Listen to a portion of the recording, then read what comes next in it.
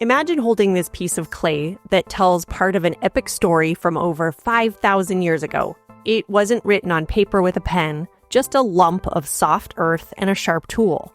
That's how people in ancient Mesopotamia began to write. The system they used is called cuneiform, and it's one of the oldest ways of writing in the world. So what is cuneiform?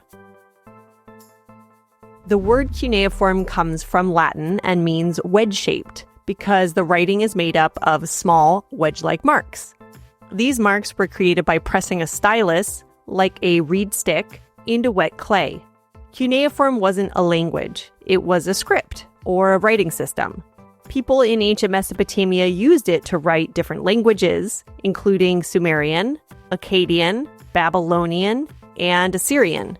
To make a cuneiform tablet, a person first shaped a piece of wet clay into a flat surface. Then they used a stylus to press signs into the clay. They then left it to dry in the sun or baked it in a kiln.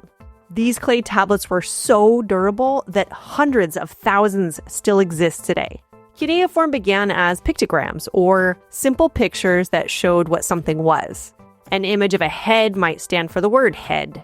Over time, those pictures became more abstract.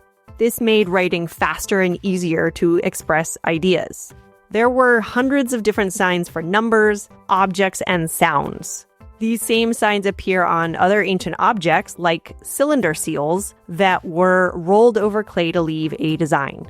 People used cuneiform for all kinds of records, such as tracking how much grain a temple received, or how many goats were moved from one place to another. But it wasn't just for record keeping. Cuneiform was also used to write laws, stories, poems, letters, and religious texts. One of the most famous stories is the Epic of Gilgamesh. One tablet, called the Flood Tablet, describes a moment in the story when the gods sent a massive flood and how Utnapishtim built a boat to save people and goods and animals. When the tablet was discovered in 1872, people were amazed at how similar it was to the story of Noah's Ark from the Bible.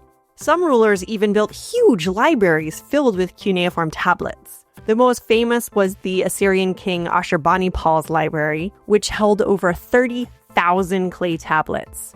Because so many cuneiform texts survive, we can study how the script changed over time and learn about ancient Mesopotamian religion, politics, trade, daily life, and so much more.